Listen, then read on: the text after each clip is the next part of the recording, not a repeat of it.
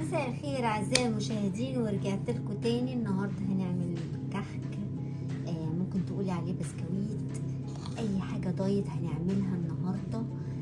كوبس حلو قوي. طيب نخش في المقادير على طول.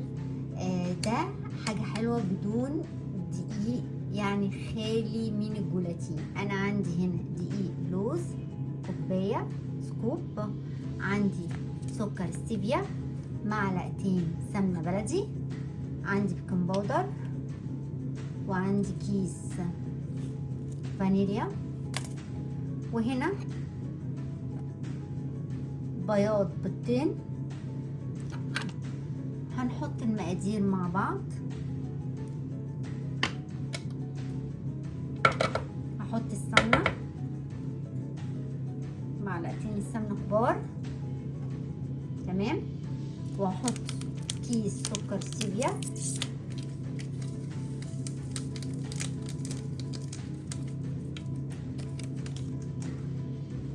وهحط كمان بيضتين، بياض بيضتين،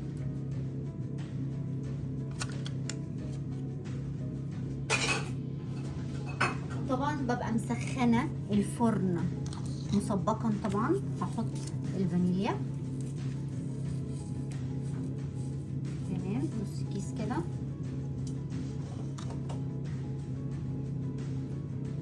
وهضرب الحاجات ديت اخلطهم مع بعض بالهاند بلندر.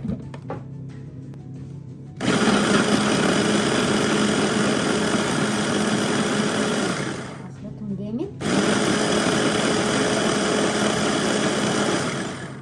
انتوا شايفين القوام بقى ابيض اهو وكريمي.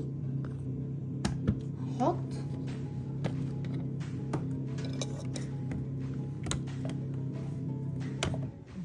زي ما شايفين. تعالوا اقرب لكم الكاميرا اهو، تمام. هحط طبعا كوبايه الدقيق،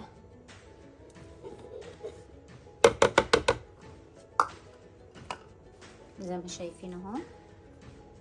انا طبعا هنا مجهزه الحشو، يعني عين الجمل، اوكي.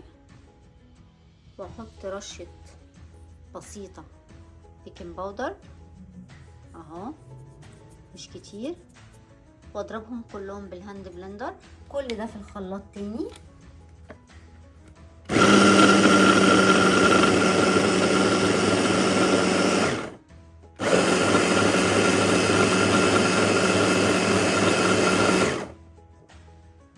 هجيب دلوقتي العجينه، هاخد جزء منها اهو، اشكلها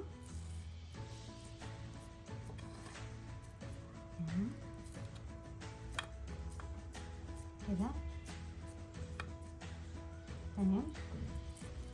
واحط فيها عين جمل، اي حشوه عندك، سوداني، لوز، زبيب، اي حاجه. واحط مثلا عين جمل كده واقفلها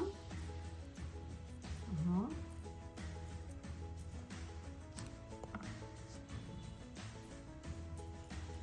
زي ما انتوا شايفين اهي. لما ارتاحت هنعرف نشكلها، اوكي.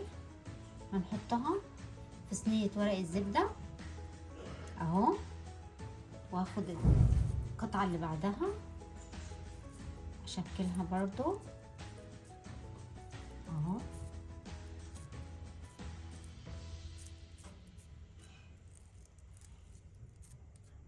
بحط برضو عين الجمل كده، واقفل عليها زي الكوبيبه.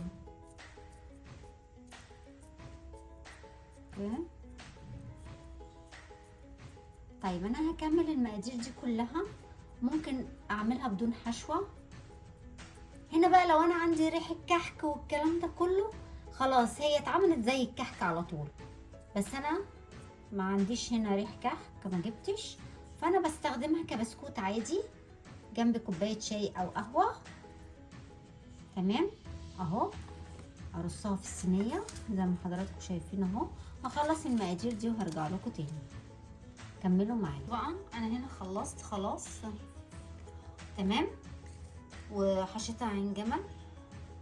طبعا مش هيقدر يجيب دي اللوز ممكن نجيب لوز ويطحنه في البيت، وممكن نستبدل دقيق اللوز بدقيق جوز هند، دقيق شوفان، ايا يكن الدقيق المتاح عندكم. بس اهم حاجه الشخص اللي عنده حساسيه من الدقيق الابيض يفضل، احنا اساسا كانسان سليم المفروض احنا ما نستخدمش الحاجات دي، لان ده الدقيق الابيض ده كارثه لوحده.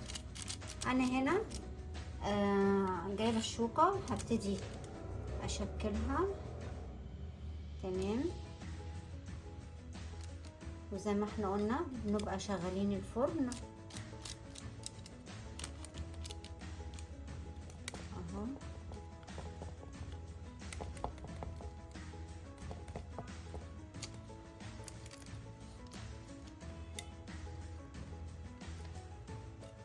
زي ما انتم شايفين اهو. هدخله الفرن على درجة حرارة 180 درجة ربع ساعة 15 دقيقة ونشيك عليه تمام. وبعد ما نحس ان هو استوى خلاص، دقيق اللوز لازم وضروري بعد ما تقفلي، بعد ما تطفي عليه لازم تسيبيه في الفرن 10 دقايق عشان يمتص الرطوبة بتاع دقيق اللوز تمام. طيب نقوم احنا بنجهز السكر البودر. انا طبعا جبت سكر ستيفيا وحطيته في المطحنه تمام، وعملت منه سكر بودر. الله عايزين بقى كحك هيلسي بسكويت هيلسي للاخر. طب هدخل دوت وارجع لكم تاني. ما انتوا شايفين هنا انا طلعت لكم عينه بس منه لسه مطلعاه دلوقتي اهو، وكنت انا طحنه اهو سكر ستيفيا تمام كده. بقى ناكل بدون تأنيب ضمير، ولا تقولوا لي كحك ولا تقولي لي اي حاجه تاني غير الدايت اهو.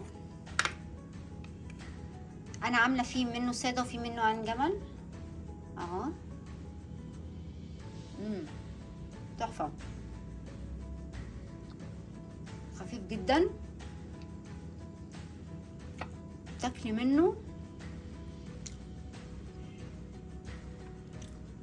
تحسي يعني فعلا جميل جدا.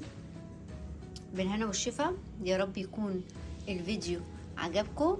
ما ننساش لايك سبسكرايب شير، وكل سنة وانتم طيبين. باي باي.